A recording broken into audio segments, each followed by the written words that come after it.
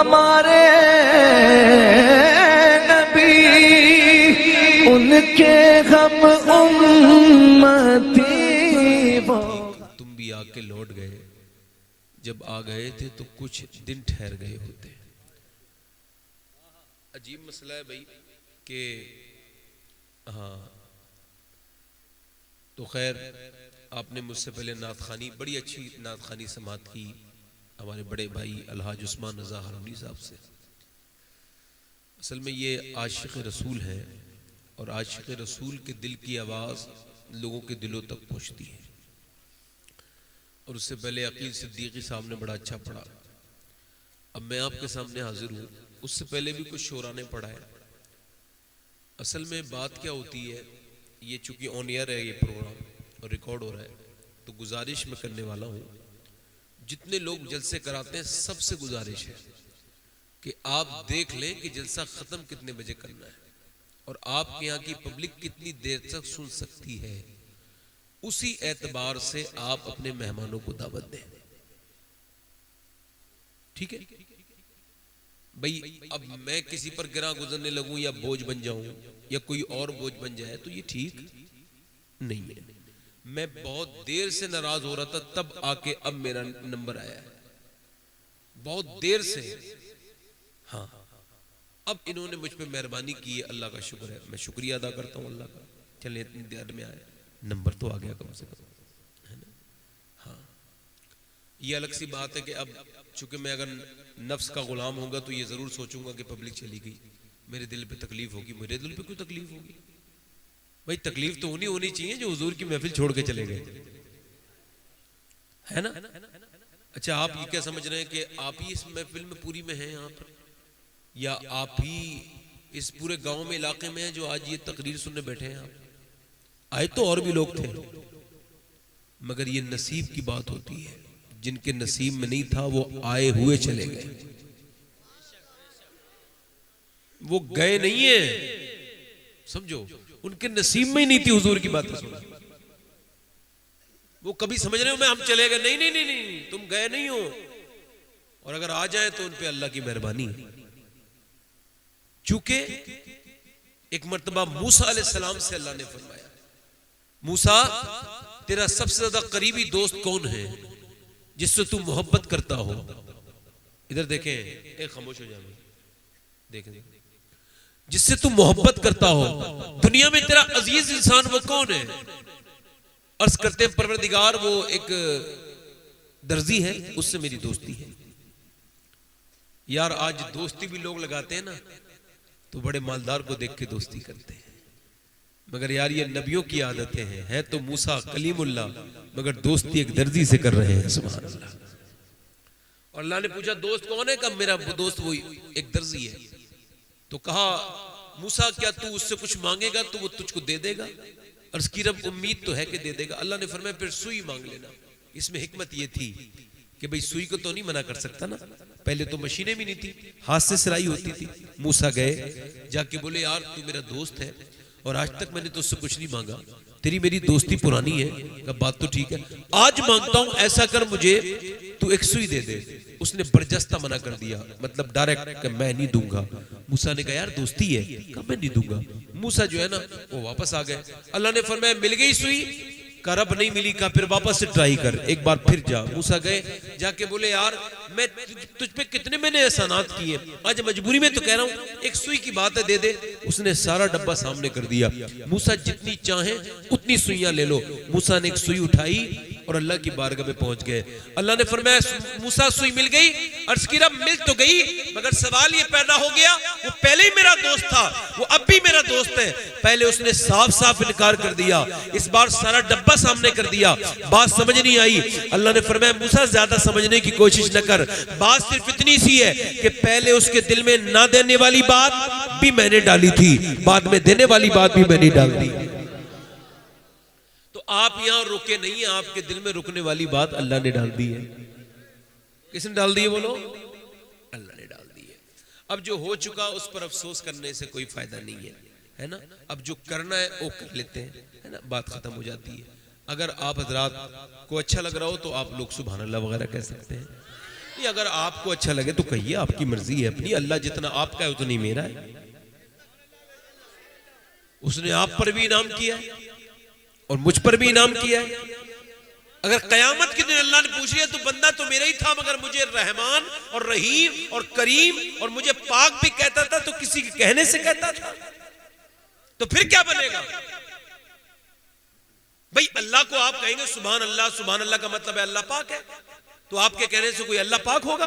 वो तो पाक था, पाक है, पाक करने वाला है।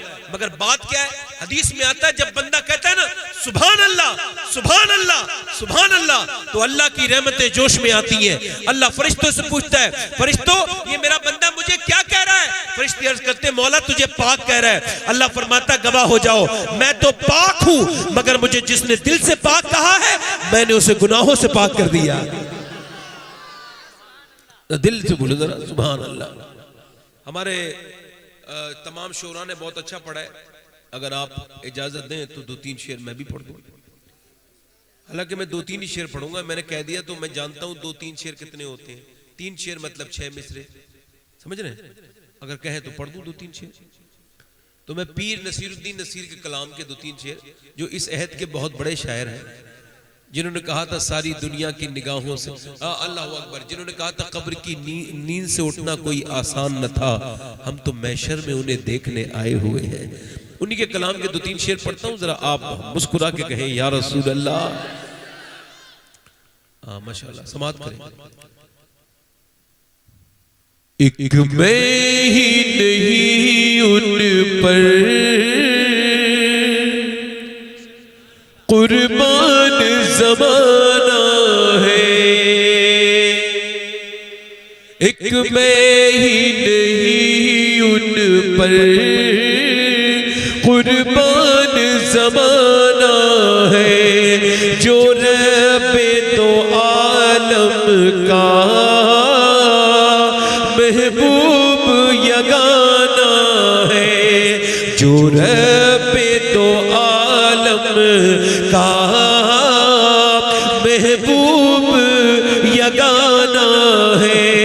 कल पुल से हमें जिसने खुद पार लगाना है, कल पुल से हमें जिसने खुद पार लगाना है, ज़हरा का वो बाबा है, हसनैन का नाना।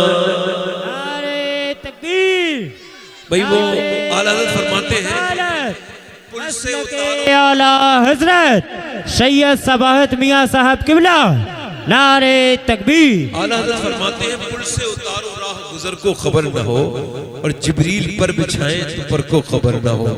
ये बताओ जो उस पुल सिरात वाले बाल से ज्यादा बारीक वाले पुल से गुजारेगा वो कौन है? तो पीर साहब क्या कहते हैं? ज़हरा का वो बाबा है, हसनैन का ज़हरा हसनैन का नाना है।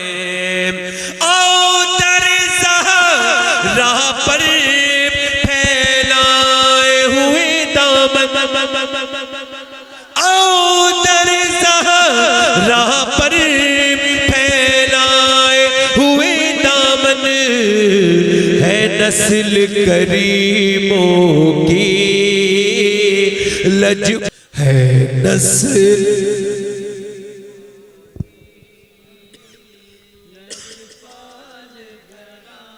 है नस्ल करीमों की लजपाल।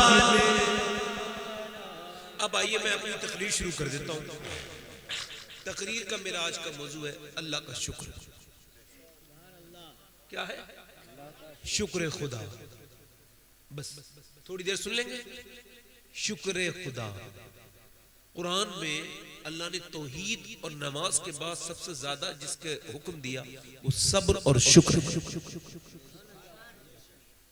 और शुक्र वो नेमत है, अगर नौजवानों आपने समझ लिया तो पूरी जिंदगी आसानी से कटेगी।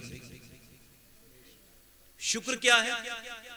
सरकार गौसुल आजम फरमाते हैं शुक्र का दूसरा नाम इत्मीनान है, सुकून है। शुक्र जो अल्लाह ने दिया है उस पर राजी होने का नाम है।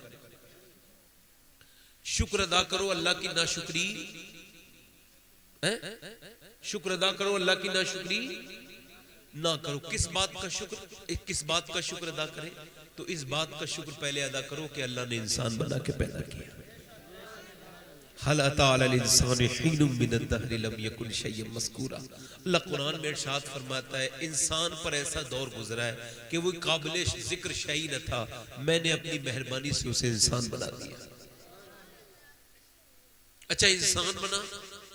बयजीद बुस्तामी, ये तसव्वुफ के जो 10 इमाम हैं उनका उसमें उनका नाम आता है।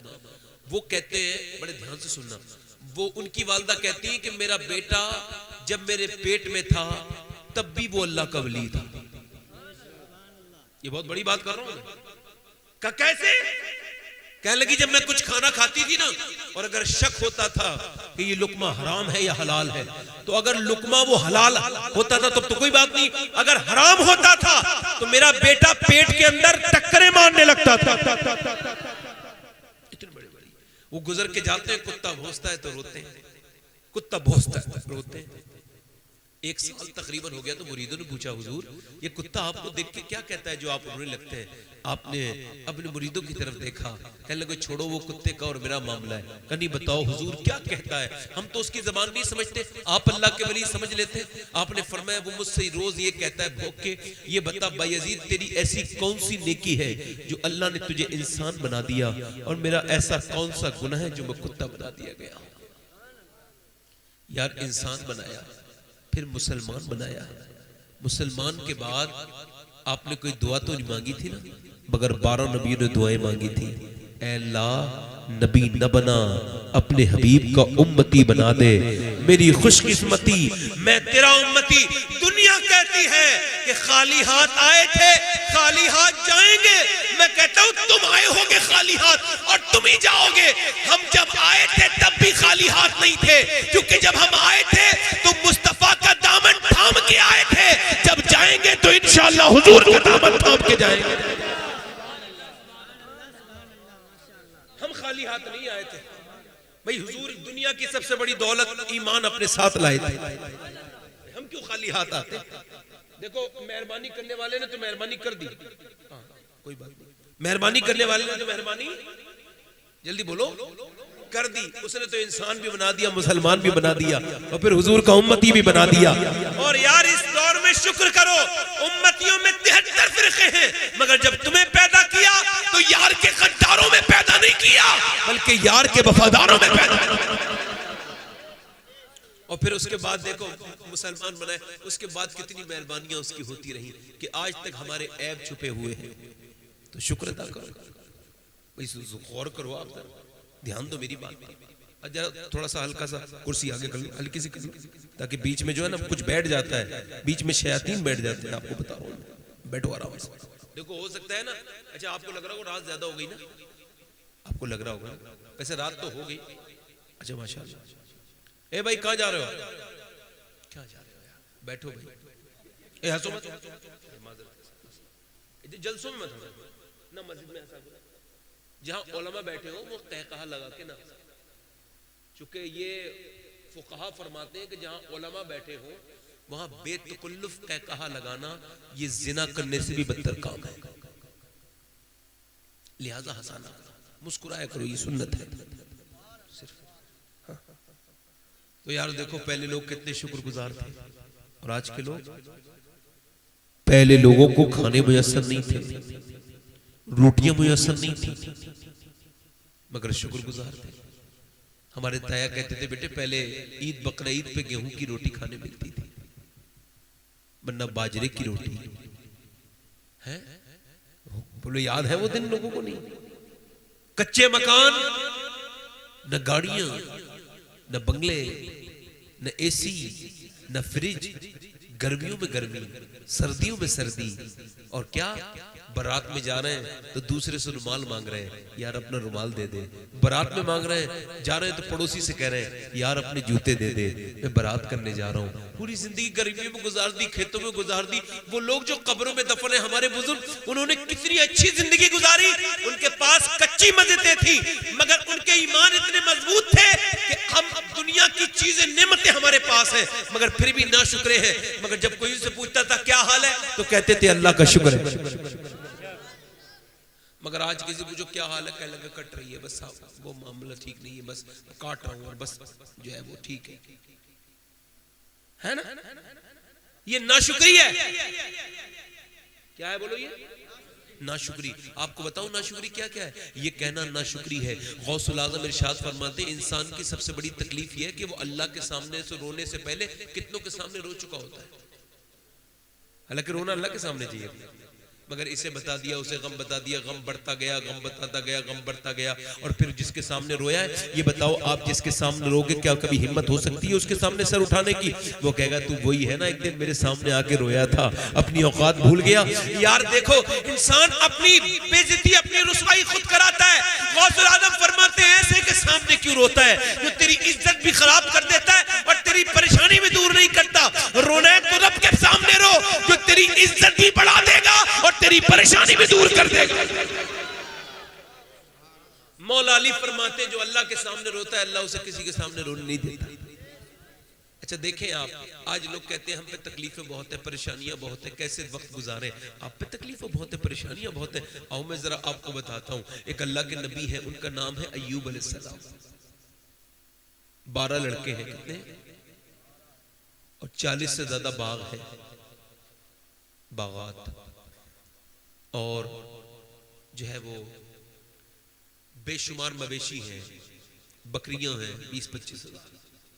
एक दिन तकरीर कर रहे थे, आजमाइश आ गई, आजमाइश आ गई। एक आदमी आया, आके बोला हुजूर बड़ी आफत की बात आई है, उधर पदी आंधी आ गई, आंधी इतनी तेज आई आपका इलाका बर्बाद हो गया। तो क्या हुआ? तो आपकी बकरियां मर गई सब।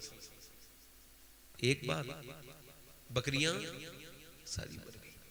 फिर उसके बाद कहा हुजूर आपके बाग भी सब बेकार हो गए। उसके बाद हुजूर एक और दर्द की कहानी है कि आपके 12 बेटे थे ना, वो दावत खाने गए थे, ऐसी आंधी आई कि सारे बच्चे इंतकाल कर गए। रात को सोए, सुबह को बीमारी लग गई। मैंने उनकी मजार पे हाजिरी की। चलते चलते चलते चलते चलते चलते ना गिर गए रेत पर। जब गिरे तो मोटे मोटे आंसू।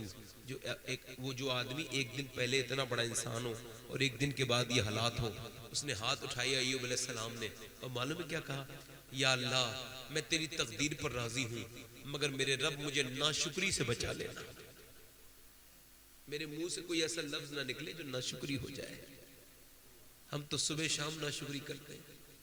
बारिश नहीं हो रही है ये कहना नाशुक्री है, बारिश हो रही है ये कहना ज्यादा हो रही है नाशुक्री है, सर्दी बहुत तेज हो रही है ये कहना नाशुक्री है, सर्दी नहीं हो, गर्मी बहुत हो रही है ये कहना नाशुक्री है। आप पूरी जिंदगी कहते रहेंगे सर्दी बहुत हो रही है, कब होगी? बताओ कब होगी? आप कहते रहेंगे गर्मी बहुत हो रही है, कब होगी? होगी कब? मगर आपका नाम लिख जाएगा नाफरमानों में। गौसुल आज़म फरमाते एक आदमी आइलैंड में रहता था, जजीरे पे, टापू पे, समंदर के, वहां पर बारिश हुई तो उसने कहा या अल्लाह यहाँ तो वैसे भी पानी है बहुत, यहाँ बारिश कैसे हो गई? यहाँ कोई जरूरत नहीं। वो वली था अल्लाह का, मगर जब उसने इतना कहा ना यहाँ कोई जरूरत नहीं, अल्लाह ने फरमाया तू कौन होता है मुझे बताने वाला, जरूरत है कि नहीं, लिहाजा तुझे क्या पता, आज के बाद तू मेरा वली नहीं है, मैंने तुझे मरदूद बना दिया। क्यों? क्योंकि तूने मौसम पे एतराज कर दिया। हवा तेज चल रही हो, एक बार हवा बहुत तेज चल रही थी, सहाबी ने कहा हुजूर हवा बहुत तेज चल रही है। फरमाया खामोश, वो हवा चल नहीं रही, उसे मेरा परवरदिगार चला रहा है। आज मियाँ देखो दुनिया की चीजें इंसान के पास मौजूद हैं, फिर भी शुक्र नहीं अदा करता। देखो कितनी नेमतें अल्लाह की इसके इंसान के पास मौजूद है।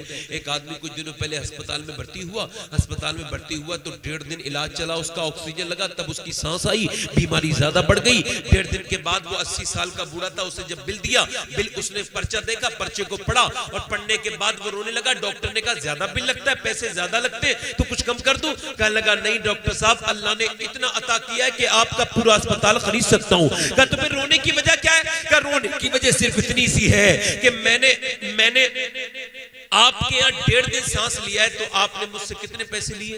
आपने मुझसे 90,000 का बिल बैठा दिया, मगर मैं 80 साल से अल्लाह की हवाओं में सांसें ले रहा हूं। मैंने कभी सोचा ही नहीं कि ये कितनी बड़ी नेमत है सांस लेना। इस सांस जो आ रही है अंदर बाहर, अंदर बाहर। कुछ लोग होते हैं जिनके सांस फूल रहा होता है, उनके फेफड़े खराब हो जाते हैं, कुछ लोगों को कैंसर हो गया। अभी एक आदमी मेरे पास एक लड़का लेके आया, 12 साल का लड़का था, गोद में उठा के कहने लगा हजरत इसके ऊपर सर पे हाथ रख के दुआ कर दो। मैंने कहा भाई क्या हो गया? कहने लगे हुजूर एक ही बच्चा है मेरा और बीमार रहने लगा था, तो चेकअप कराया तो पता लगा इसके खून में कैंसर हो गया। तुम कहते हो तुम अभी 20 साल के, अभी कुछ नहीं होगा तुम्हें। मौत आती है तो कोई बता के आती है? अभी एक लड़का, अकेला लड़का, अपनी माँ का ब्लड कैंसर, मेरे पास आए तो बच्चे को बताया ही नहीं था, माँ दहाड़े मार मार कर उठती थी। जिनके पास औलादे नहीं है वो रो रो के कह रहे हैं अल्लाह औलाद दे, और जिनके पास औलादे हैं वो औलाद की कदर ही नहीं समझ रहे, वो कभी शुक्रिया अदा नहीं कर रहे, औलाद को नेकी नहीं बना रहे।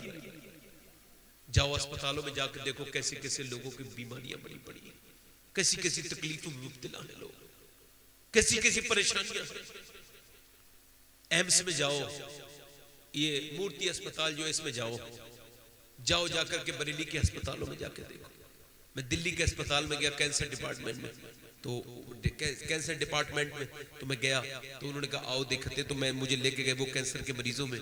तो एक मरीज ने मुझसे देखा और देखने के बाद कहने लगा मौलाना यहाँ ये मेरे लिए दुआ कीजिए, मेरे पास गाड़ियां है, जैगुआर है, BMW है, मेरे पास मर्सिडीज है, बेशुमार गाड़ियां हैं, सब कुछ है, मगर फिर रोने लगा। कहने लगा मगर मेरे पास ना वक्त नहीं है जीने का, खाने के लिए मेरे पास वक्त नहीं है, मुझे कैंसर हो चुका है, मैं कुछ दिनों के बाद मर जाऊंगा। किसी की किडनियां खराब है, किसी का दिल बेकार हो चुका है। बोलो, मगर हमें तो कोई बात नहीं, बगैर दवाइयों के जी रहे हैं, फिर भी कहते हैं ना शुक्री। हमारे बुजुर्ग फाकों में काट गए, बगैर लाइट के काट गए, मगर कैसा दिल था, कहते थे शुक्र। आज हमारे घरों में सब कुछ मौजूद है, मगर शुक्र नहीं अदा करते। और साहिब आपसे गुजारिश करता हूं, हाथ जोड़ के गुजारिश करता हूं, आज के बाद अपने नाफरमानी रब की नाफरमानी ना करो, ना शुक्री मत करना।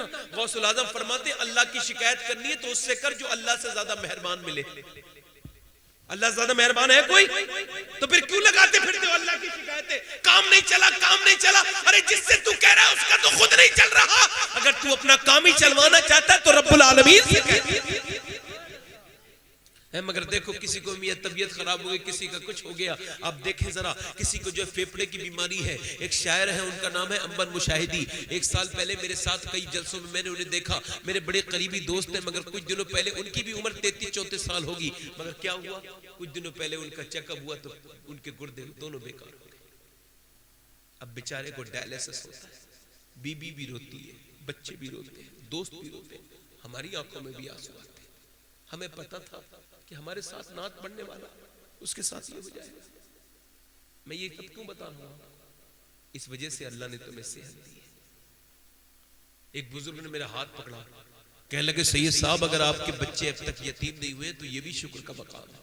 मैंने कहा क्या मतलब? कि अगर आप मर गए होते तो आपके बच्चे यतीम हो गए होते, न जाने किस किस के सामने हाथ फैलाते, कौन उन्हें चॉकलेट लाके देता, कौन उन्हें कपड़े लाके देता, कौन उनकी स्कूल की फीस भरता, कौन किससे वो बाप कहते अगर आज तक मेरी बहन और मेरे भाई, और मेरी बहन अगर तू अब तक मरी नहीं है ना, तू अपने बच्चों पे बैठी है, तो देख कुछ औरतें तो 2 महीने के बच्चे को छोड़ के चली गई, कुछ तो पैदाइश से एकदम पैदा होते ही अपने बच्चे को छोड़ के चली जाती है। अगर तेरे बच्चे हैं तो फिर सजदे में जाके मेरे भाई मेरी बहन शुक्र अदा कर और कह या अल्लाह तेरा शुक्र है कि मैं अभी तक अपने बच्चों पे बैठा हुआ हूं, बैठी हुई हूं, कि ताकि अल्लाह तुझ पे नेमतें बढ़ाए। मगर मेरे भाई अब लोग ऐसा कर नहीं रहे बल्कि नाशुक्री कर रहे हैं। दौलत में शुक्र सुकून अल्लाह ने नहीं रखा, अल्लाह ने सुकून शुक्र में रखा है। अगर दौलत में रखा होता तो मालदार आदमी गोलियां खा के नींद की नहीं सो रहे होते, वरना अल्लाह ने सुकून रखा है तो शुक्र में। काहे में? अब चूंकि ये सुन्नत रसूल कॉन्फ्रेंस है तो आओ जरा सीरत रसूल के ताल्लुक से अब गुफ्तगू सुनो। हुजूर को जानते हो? देखो नौजवानों, आज से अपने हुजूर को पहचानो जो जिनका तुम कलमा पढ़ते हो। उनका नाम क्या है? हजरत मोहम्मद सल्लल्लाहु, जल्दी बोलो सल्लल्लाहु। उनकी अम्मी का नाम क्या है? सैयदा, जल्दी बोलो सैयदा आमिना। क्या नाम है? सुभान अल्लाह मेरे बेटे, क्या नाम है? सैयदा। और आपके वालिद का नाम सैयदना अब्दुल्ला। बाप का नाम क्या हुआ? हुजूर के वालिद का नाम अब्दुल्ला, माँ का नाम सैयदा आमना। अब मियाँ जरा गौर करें, दोनों की शादी हो गई, बहुत ध्यान से सुनना, कान बिल्कुल मेरी तरफ से तवज्जो नहीं हटाना, वरना समझ में। आज तुम कहते हो मैंने इतनी परेशानी झेली, मैं कैसे शुक्र अदा करूं, मैं कैसे सजदा अदा करूं, मेरी जिंदगी में तकलीफें बहुत है, गम बहुत है। आज अपने नबी की जिंदगी थोड़ी सी सुन लो ताकि तुम्हें अपने गम हल्के लगने लगे।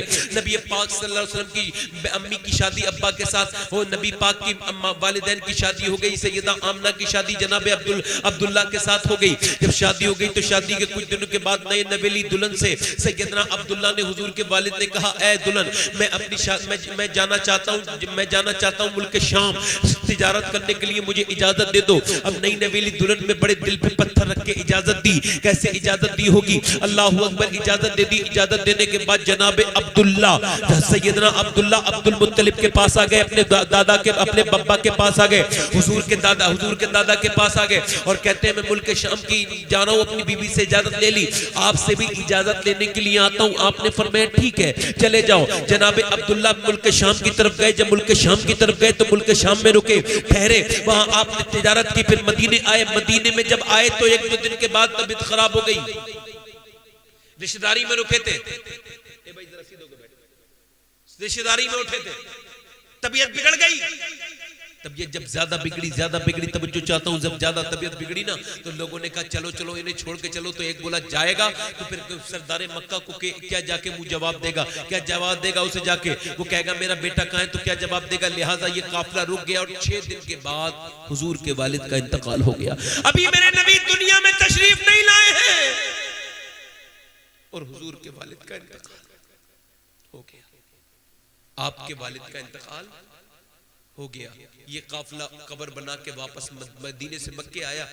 मक्के में जब आया तो इस्तकबाल किया, जो रिवायत के मुताबिक इस्तकबाल हुआ। जनाब अब्दुल मुत्तलिब आए, सरदार मक्का ने इस्तकबाल किया। इस्तकबाल के बाद देखने लगे मेरा बेटा किधर है, तो कोई बोला ही नहीं। आपने फरमाया ओ लोगों मेरा बेटा कहाँ है? मेरा दिल तड़पता है अपने लाल को देखने का। फिर आपने फरमाया मेरा बेटा कहाँ है? जब आपने कई मर्तबा कहा ना मेरा बेटा कहाँ है, तो एक आदमी ऊंटनी से नीचे उतरा और उतरने के बाद उसने आपके हाथ को आपके कांधे पे हाथ रखा और कहा ऐ जनाब अब्दुल मुत्तलिब अब आपका बेटा कभी नहीं आएगा। का क्या हुआ?